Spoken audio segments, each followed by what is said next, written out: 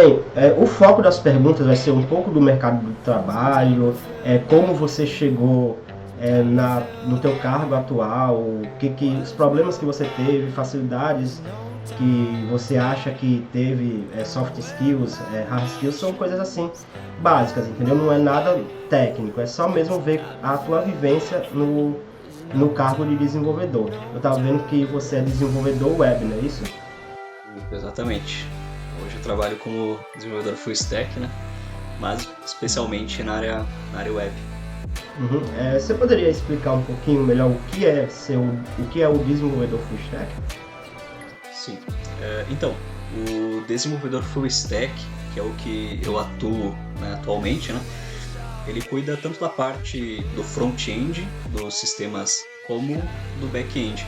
Então, a gente não tem a especificidade de trabalhar só com o front ou só com o back, né? Então, dependendo da necessidade, do tipo de trabalho, eu tenho condições de trabalhar tanto com a aplicação, a parte visual, como também aquilo que acontece por detrás dos panos, né? A parte da lógica do sistema, também a parte de banco de dados.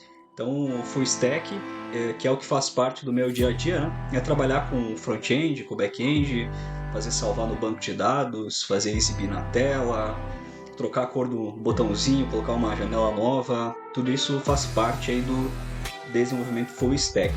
Atualmente eu trabalho com sistemas web, então esses sistemas web que eu trabalho, eu tenho demandas para fazer e essas demandas geralmente são para incluir novas funcionalidades ou então para corrigir outras, implementar coisas novas, né? Tudo isso faz parte do meu dia a dia de maneira profissional, né? Mas eu também tenho um foco para outros tipos de trabalhos ali na programação.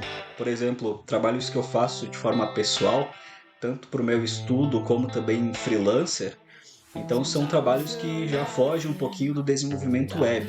São trabalhos ali de desenvolvimento mobile, por exemplo, aplicativos, também trabalhos que eu utilizo stacks diferentes daquelas que eu uso de forma profissional. Então, ao mesmo tempo em que eu trabalho com sistemas web, de maneira profissional, eu também vou estudando outras linguagens, vou me aventurando em outros segmentos, né, como por exemplo o desenvolvimento mobile, né, para aplicativos. Uhum. Tá, ok. Você me disse que você consegue trabalhar tanto na parte do front-end quanto na do back-end. Mas as empresas elas também costumam a contratar só do front-end quanto do back. E aí o full stack ele consegue gerenciar essas duas equipes de forma mais próxima, vamos dizer assim. Pois é. Sempre que tenho uma contratação, né, de um desenvolvedor front-end numa empresa ou de um back-end numa empresa, geralmente aquele cara ali ele é específico, ele tem bastante conhecimento naquela área que ele foi contratado, né? Ou para o front-end ou para o back-end. O cara que é full stack, ele não tem tanto conhecimento tão aprofundado assim em ambas as áreas, mas ele consegue trabalhar de uma maneira a entregar demandas, a implementar funcionalidades novas. Então, assim, tem esses cenários que são interessantes na programação, que, por exemplo, se você focar só no front-end, né, o candidato for focar só no front-end, ele vai encontrar vagas de front-end, porém ele tem que ser muito bom no front-end para conseguir passar naquelas seletivas. Né? O cara para o back-end, mesma coisa, ele precisa ser muito bom para passar nas vagas de back-end. E o full stack, ele já entra num cenário que, assim, na minha visão, é um pouco mais fácil de entrar no mercado de trabalho, porque ele pode ter conhecimento do front, do back-end, saber conectar as duas coisas, como é que elas funcionam, e tem muitas coisas que ele vai aprender de fato como é que funciona lá no front-end, lá no back-end, quando ele está implementando, que ele descobre que tem um problema ali que ele precisa resolver, ele precisa aprender como é que faz aquilo, né? Então, assim, o front-end, o back-end, quando alguém se especializa nessas áreas, ele é muito bem remunerado, né? Ele tende a ser muito bem remunerado pelo conhecimento específico que ele tem. Mas o cara do full stack, por outro lado, ele também consegue alavancar áreas onde ele consegue ter uma produtividade legal, consegue também ser bem remunerado, por ele conseguir lidar com essas duas áreas diferentes, né? Essas duas vertentes, né? O front e o back-end. Ok, perfeito. Você trabalha para uma empresa ou você trabalha de forma autônoma? Atualmente eu trabalho numa empresa, trabalho como CLT, mas há alguns meses atrás eu vinha conciliando o CLT com o freelancer. Só que chega um determinado momento em que a carga de trabalho assim do CLT e do freelancer, querendo ou não, se você faz ao mesmo tempo, é como se fosse dois empregos, né? Dois trabalhos. E a carga horária acaba ficando bastante pesada. Então, eu fiquei só com o CLT. Então, atualmente, né, eu trabalho para uma empresa aqui da cidade mesmo, é presencial. Mas tem sido assim uma experiência bem bacana. Até dá para ver algumas empresas grandes que têm voltado a apostar no trabalho presencial por conta de que você tem uma troca, você tem uma dinâmica ali com os colegas de equipe, né? E sem dúvida no home office também te proporciona isso, mas o presencial ele também tem os seus vieses assim que são interessantes.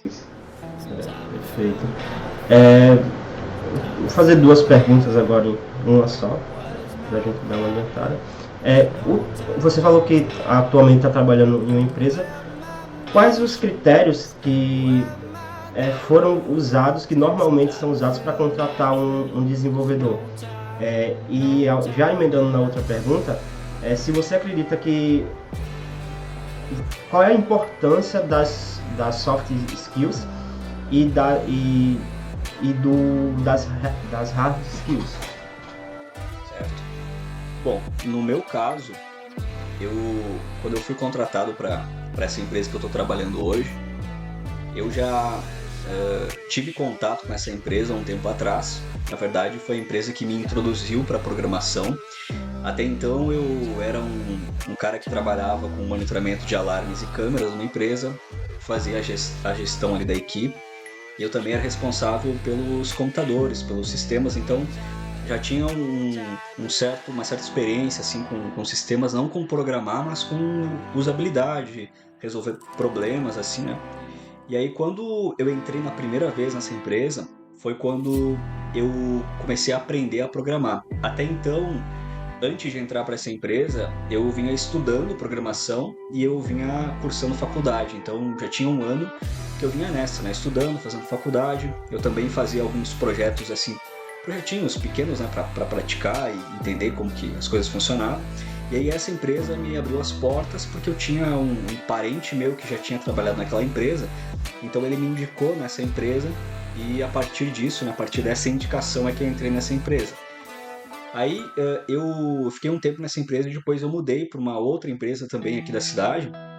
E nessa outra empresa onde começou essa questão de soft skills, de hard skills, porque eu passei por uma seletiva, e essa seletiva de entrevista, também de testes. Então, o que foi bem importante assim para mim entrar nessa segunda empresa e para depois eu voltar para a empresa que eu tô hoje, alguns pontos que eu posso levantar assim que foram bem importantes. O primeiro deles foi por eu estar cursando a faculdade. Foi determinante eu ter no meu currículo que eu estava cursando a faculdade. Não precisa nem ser formado, mas o fato de estar cursando foi determinante, né? O pessoal do RH mesmo falou, depois de um tempo que eu já estava na empresa, né, que foi esse um dos critérios. O outro critério foi o critério dos testes que eu fiz por eu ter obtido bons resultados nos testes. Que testes foram esses? Então foram testes de lógica. Eu não coloquei a mão em código, mas foram de lógica. E aí na lógica ali sim tinha algumas perguntas, né? E aí depois eu tive uma bateria de testes aí em cima de códigos, mostrando o que fazer, como resolver, ou como eu resolveria. Então, por ter um bom desempenho nisso, foram fatores determinantes. A questão da faculdade e também de ter essa experiência com lógica, com códigos. Uhum. Então, o que tu acredita ser assim a tendência para o futuro na tua área? A tendência assim pro futuro, eu acredito fortemente que é a IA. A inteligência artificial, ela vem muito forte, uma tendência muito forte também que dá para se perceber dentro das empresas, porque, por exemplo, no meu dia a dia eu utilizo inteligência artificial para mim programar. Ela não programa por mim, mas ela me auxilia bastante. Então, para quem está pensando em ingressar no mercado de trabalho, para quem está começando ou para quem já está inserido no mercado de trabalho, há algo que é um fato, que não tem como a gente correr disso, que a inteligência artificial ela está aí e a gente precisa usufruir dela. Até, e falando em inteligência artificial, no início eu não era muito favorável, assim, eu era aquele programador mais das cavernas, assim, que preferia fazer na mão o código e tudo mais. Só que eu comecei a perceber algumas coisas e isso colocou diante de mim o assunto da inteligência artificial como um assunto extremamente importante, né? Assim como o motorista ele anda com a carteira de habilitação, eu acho que o programador ele tem que andar com a inteligência artificial também lado a lado, porque pensa o seguinte, se você é um programador, especialmente quem está começando, né, já ter contato com a IA é muito importante, porque quando você está numa empresa, o teu rendimento na empresa, a maneira como você trabalha, os teus conhecimentos, o tempo que você leva para resolver alguma demanda, algum trabalho, isso tudo é observado. Então, se a maior parte dos seus colegas programadores eles estão usando a IA e estão resolvendo as coisas com mais velocidade, mais qualidade do que você, é o momento de você começar a se aproximar da IA para aproveitar essa onda, né?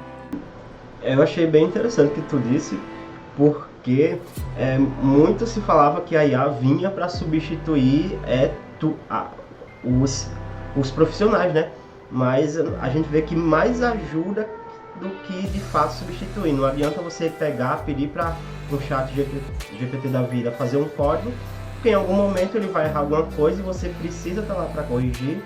E se você não tiver a formação, como no teu caso o desenvolvedor, você não vai conseguir fazer a correção. Então, nossa, foi perfeito que você falou sobre a inteligência artificial agora. Agora, falando mais um pouco sobre você como desenvolvedor full stack. Quais as tecnologias ou linguagens de programação que você acredita que vai ter maior demanda no futuro? Eu mais acredito que vão ter demandas. Eu acho que eu citaria aqui o JavaScript. Hoje a gente tem diversos frameworks de JavaScript.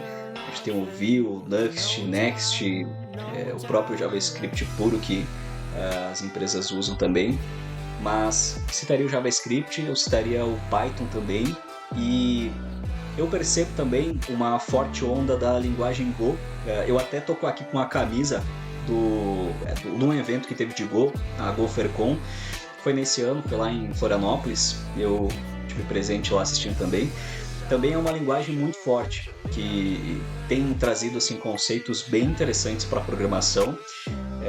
Então eu estaria essas três, o JavaScript, o Python e Go. Apesar que eu não vou incluir aqui, mas eu vou só citar, além dessas três, citar mais uma, o PHP. E o PHP ele é aquela linguagem que, assim, durante muito tempo foi se falando que o PHP ele estava enfraquecendo, em determinado momento que não tinha mais PHP.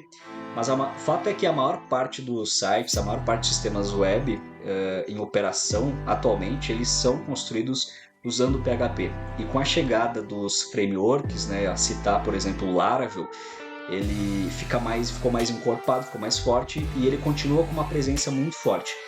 No longo prazo, no futuro, eu deixaria para essas outras três, o JavaScript, o Python e o Go. Você falou de framework, você pode explicar um pouquinho para a gente o que é, de fato, o framework? Sim, pensa no framework como se fosse um pacote, ou melhor, diversos pacotes. E aí esses diversos pacotes a gente pode imaginar como se fosse uma grande biblioteca. Então vamos dar um exemplo, né? A gente tem uma linguagem de programação que é o JavaScript. O JavaScript ele tem alguns frameworks, tem o Vue, tem o Angular, tem o Next. Então esses frameworks eles utilizam o JavaScript mas eles utilizam como se fosse um JavaScript. O pessoal da programação gosta de comparar o Java como se fosse um JavaScript hormonizado, com hormônios, né? Algo maior, algo com mais funcionalidades. No caso do framework do JavaScript, o Vue, por exemplo, o Vue ele é JavaScript, mas ele tem modificações, tem funções a mais. Lá no JavaScript, ou por exemplo, a gente pode citar o PHP também, né? O framework, um dos frameworks do PHP é o Laravel. Então o Laravel ele é PHP, é o PHP, mas ele tem outras funcionalidades, tem outras bibliotecas dentro dele, e isso faz com que torne mais fácil o trabalho do programador. O framework ele vem justamente para isso, para acelerar a produtividade, acelerar também a qualidade do código. Quando você pega uma linguagem que não é um framework, quando é só o JavaScript, só o PHP, você precisa fazer muita coisa ali, escrever muito código para você chegar na tua solução. O framework ele vem com a proposta de você escrever menos código e mesmo assim entregar algo de qualidade, né? Sem falar na questão da padronização. Os frameworks eles têm padronizações, maneiras de se fazer determinadas coisas. Quando você está fora do framework, você faz a coisa do jeito que você quer, né? E aí quando você está numa equipe que tem ali, sei lá, 10 desenvolvedores, se tiver um framework, você vai ter ali uma segurança, um controle maior da padronização daquele código, né? Um determinado programador vai desenvolver algo, aí o colega dele vai, em algum tempo, fazer alguma correção, implementar algo novo, ele vai bater o olho naquilo e vai reconhecer a padronização e vai conseguir trabalhar melhor. Como você avalia a importância de manter atualizado em relação às tendências tecnológicas? É muito importante se manter atualizado, porque a área da programação existem duas maneiras de se trabalhar nela. Você pode ser dois tipos de programadores. Você pode ser o programador que aprendeu algumas linguagens e trabalhou sempre com aquelas e ficou sempre naquela, ou você pode ser um programador que vai sempre se capacitando, né? Sempre aprendendo linguagens novas. O que diferencia um do outro, né? Aquele que vai sempre aprendendo coisas novas, se familiarizando com novas tecnologias, ele sempre vai ter uma segurança muito maior do mercado de trabalho, porque se por algum motivo ele acabar saindo de uma empresa, ele já vai ter contato com as tecnologias do momento e vai conseguir uma empregabilidade em menor tempo, né? Mais rápida, né? Então, sou totalmente favorável, né? Nesse ponto de o programador ele está sempre aprendendo. E é importante também ressaltar esse ponto, porque às vezes o programador ele ainda não é profissional, né? Ele está estudando, ele quer entrar para a área, mas às vezes ele olha e pensa, poxa, é tanta coisa, é tanta linguagem, não vou dar conta disso, e aí ele acaba tendo esses pensamentos negativos. Mas o que o programador precisa pensar, ou aquele que está pensando em ser um programador, é que tudo tem o seu tempo, né? Você primeiro precisa ter contato com a área, vai começar a trabalhar com algumas linguagens, aí depois você vai começando a entender, e aquele trabalho que antes era difícil começa a ser um trabalho tranquilo, vira rotina, e aí você começa a explorar outras áreas, aprender outras tecnologias. Existe algo na programação que é algo assim extremamente importante, que é a lógica de programação. Existem muitos estudantes que acabam às vezes deixando de lado essa questão da lógica de programação e começam a aprender as linguagens sem se importar tanto com a lógica. É muito verdade que a lógica de programação ela é essencial. O que seria essa lógica de programação? É você entender como que se constrói um sistema e como que as estruturas ali, o código que você está escrevendo, né? Como que aquilo se encaixa para uma determinada solução funcionar, para um sistema funcionar. Então, estar sempre familiarizado com as novas tecnologias, não precisa ser com todas, né? O ideal é ir explorando as tecnologias de acordo com o que tu usa, de acordo com o feeling que se tem da área da programação, mas nunca ficar estagnado. Se ficar estagnado, fica muito propenso a ter dificuldades assim, de se situar na programação. Para a gente encerrar essa parte, quais os conselhos que você daria para quem está começando a estudar programação agora, quem está pensando em começar a estudar programação?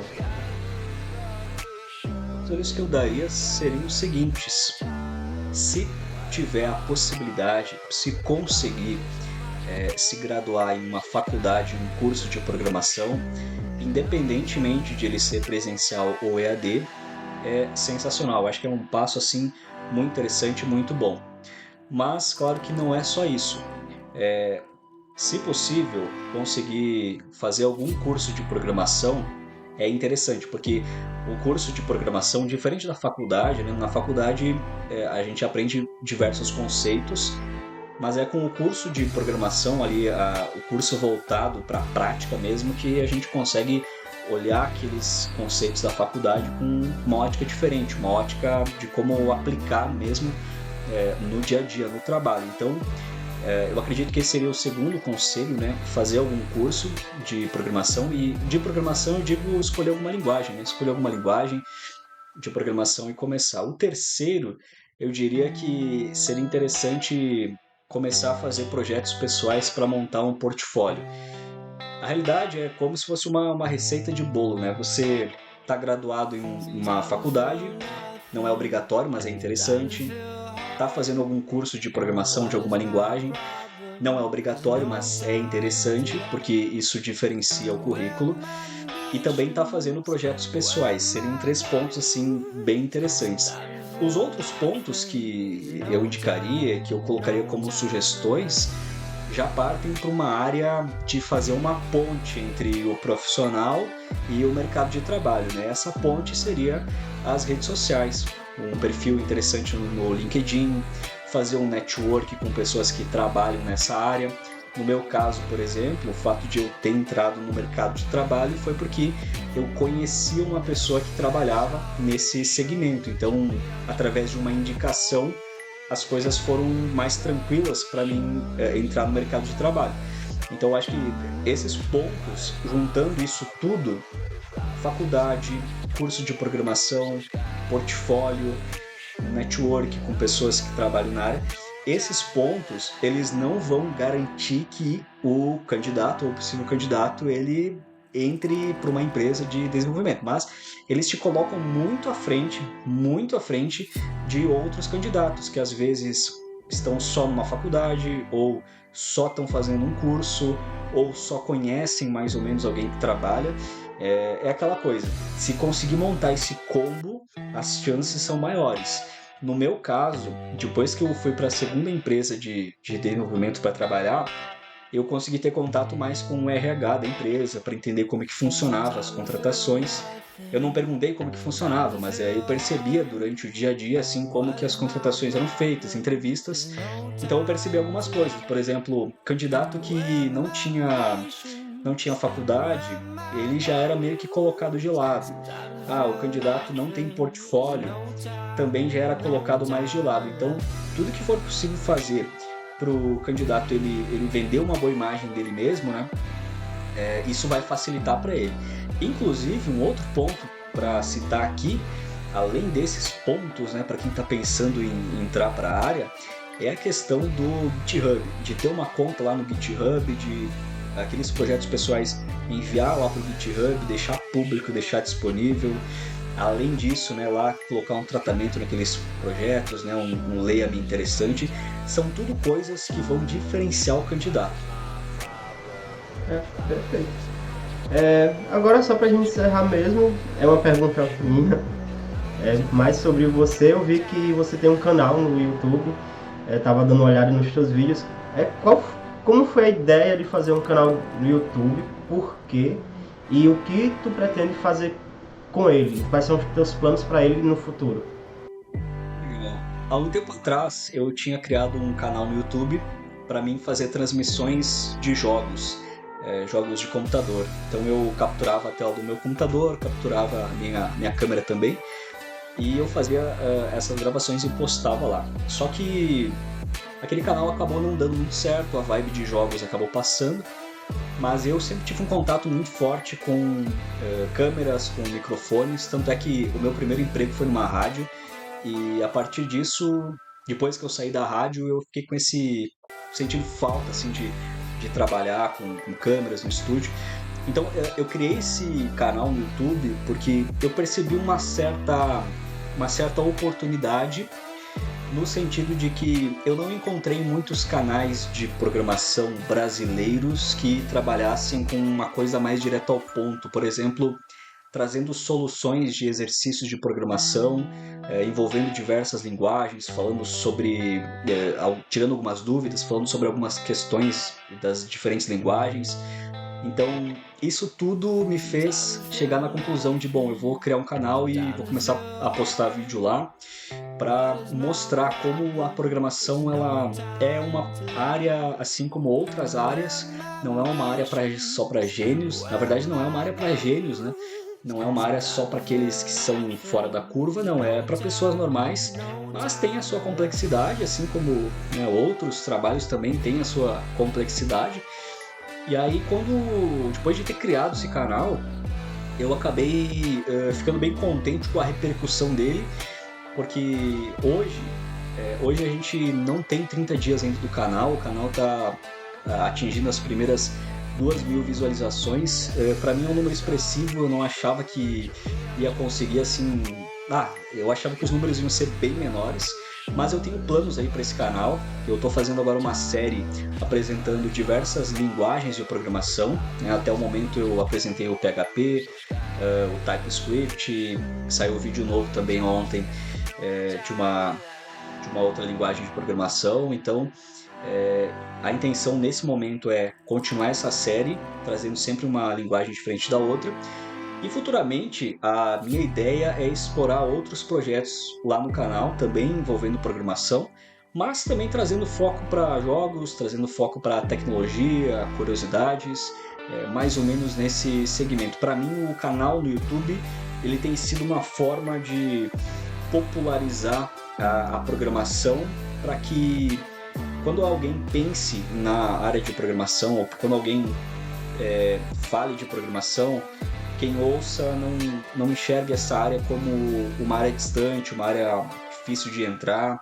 Não, ela tem a sua dificuldade, sim, mas não é uma área difícil, não é uma área para gênios, é uma área para quem gosta de resolver problemas, de ter contato com o computador, com códigos, e é uma área muito promissora, especialmente com a inteligência artificial. A programação ela tem sido uma área bem atrativa para quem quer ter a comodidade de poder trabalhar com o computador ou trabalhar de uma forma remota, trabalhar de casa. São tudo pontos aí que são legais da programação. Perfeito. Mais uma vez, obrigado. Para mim, tudo que você falou, eu vou usar tudo. Eu estava pensando, nossa, tem que ver as perguntas, qual que eu vou usar, mas vai dar para aproveitar tudo. E se você também quiser deixar algum recado, alguma mensagem, fica à vontade. Primeiramente, queria agradecer aí pela oportunidade. É muito bom estar falando sobre programação. É muito bom saber que a programação ela tem sido uma área muito requisitada ultimamente. As pessoas têm procurado bastante. As pessoas têm tido uma preocupação em saber como entrar na área de programação, o que vai ser do futuro, será que é uma boa trabalhar com programação? Não é? No final das contas, foi um momento assim muito bom para mim também, estar falando agora na visão de como alguém trabalha com isso no dia a dia, falando como na ótica de alguém que tem isso como seu sustento, né? Então, queria desejar também para quem estiver acompanhando, que dê tudo certo. Para quem está pensando em entrar, que dê certo a entrada para a área da programação. Para quem está estudando também, dizer que não é impossível, não é algo distante, é só algo que precisa de dedicação. E tendo esse conjunto de coisas que a gente conversou, né, tendo esses pontos no currículo, tudo isso fortalece, tudo isso diminui a distância para a vaga do mercado de trabalho. Perfeito. Obrigado, Diogo. Se você tiver alguma dúvida para tirar comigo, pode perguntar, mas por mim tá tudo perfeito.